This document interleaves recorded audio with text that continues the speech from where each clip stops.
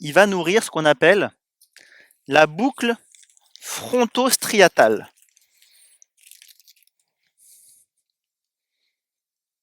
Et avant de parler de la boucle frontostriatale, il faut que je vous parle de la procrastination. C'est quoi le lien entre les sujets d'évitement et la procrastination? Quand on dit « ouais, mais j'ai procrastiné »,« ouais, enfin, toi tu procrastines ». Ce qu'il faut savoir avec la procrastination, c'est que à 100%, le cerveau, il veut procrastiner. C'est son mode de fonctionnement, la procrastination. Il n'y a qu'un truc qui intéresse le cerveau, c'est de rester en vie.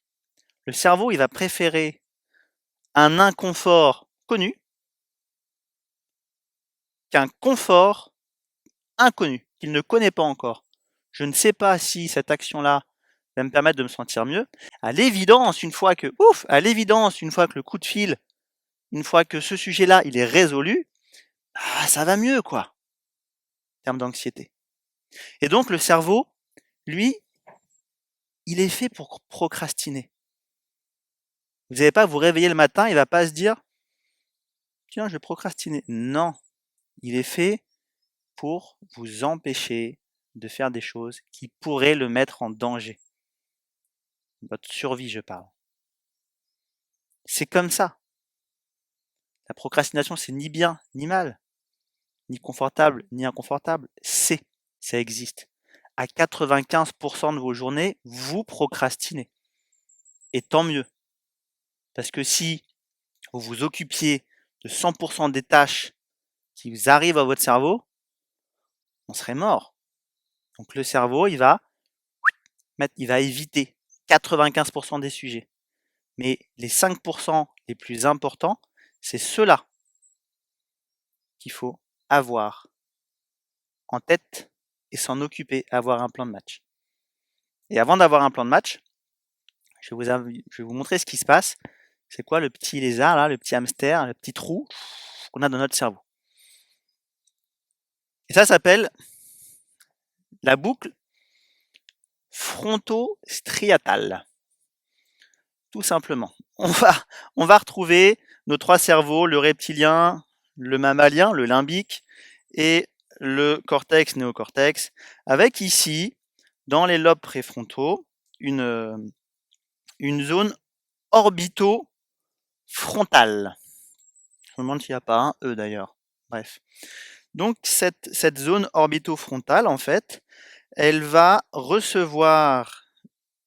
Alors ça, c'est pour un enjeu, c'est comme pour un seul sujet. Là, ce que je vous explique, c'est pour un enjeu, pour un sujet. Très important.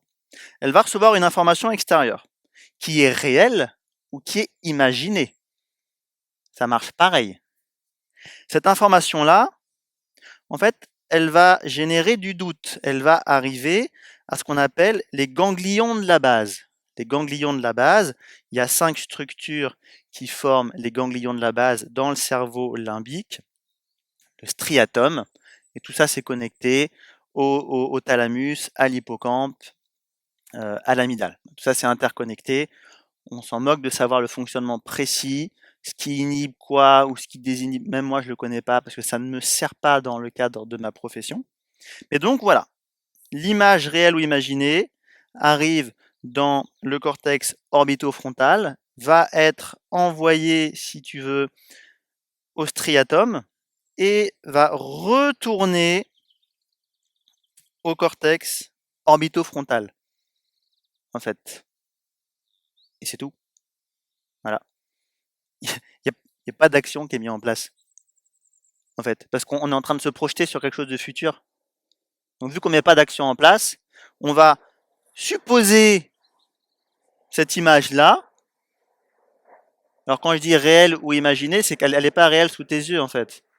Elle est réelle parce que la discussion va arriver, la discussion avec le maman, la discussion avec le patron, ou bref, on va supposer une image, un résultat, et on va se faire une idée de ce qu'on pourrait faire, de ce qu'on pourrait dire. Et évidemment, ça va nourrir le doute, parce qu'on n'est jamais satisfait, parce qu'on s'en rend pas compte. Et donc, ça tourne, et ça mouline, et ça rumine, et le hamster, il tourne dans la roue là-haut là. Et donc, c'est une boucle infinie. Parce qu'à chaque fois, l'image qui revient ici est réanalysée là, et revient là. Et donc, en fait, ça va générer de l'anxiété. Jusqu'à ce qu'on ait mis un plan de match ou une action en place.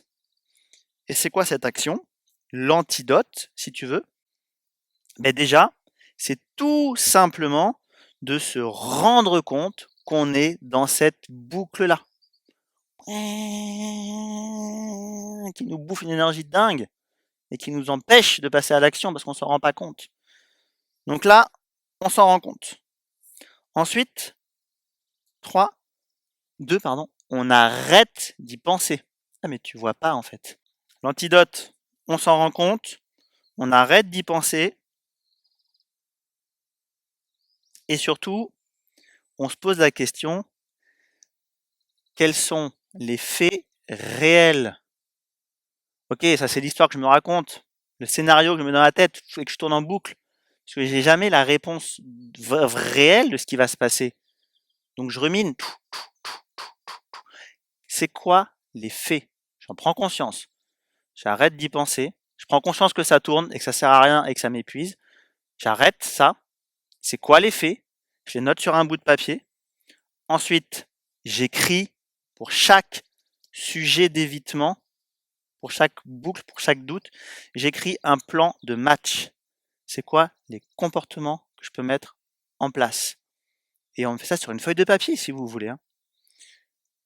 Et surtout, quelles sont les forces que j'ai et les ressources que je peux mettre en place pour calmer ça.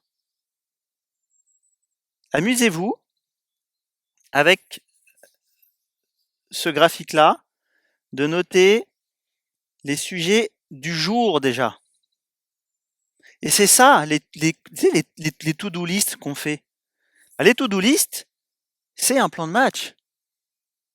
Ok, j'ai écrit les sujets, je devais m'occuper, je devais pas éviter aujourd'hui les 5% les plus importants pour moi. Parce qu'en fait, ce qui se tourne là, c'est que c'est important pour vous, en fait. Le reste, c'est pas important pour vous, vous avez switché. Donc vous l'écrivez. Tiens, sujet numéro 1, que ça fait 4 fois que je l'évite. Aujourd'hui, je m'en occupe. Pour m'en occuper, il faut quoi? Déjà, c'est quoi le résultat que je veux avoir? Ce serait quoi le résultat idéal? Qu'est-ce que j'ai comme force propre pour m'en occuper? Quelles ressources je peux avoir de l'extérieur ou de l'intérieur aussi peut-être pour le résoudre? Parce que sinon, évidemment, ces 5%-là qui sont importants, si on procrastine, et c'est ça la vraie procrastination, c'est de supprimer ça et de laisser la boucle tourner.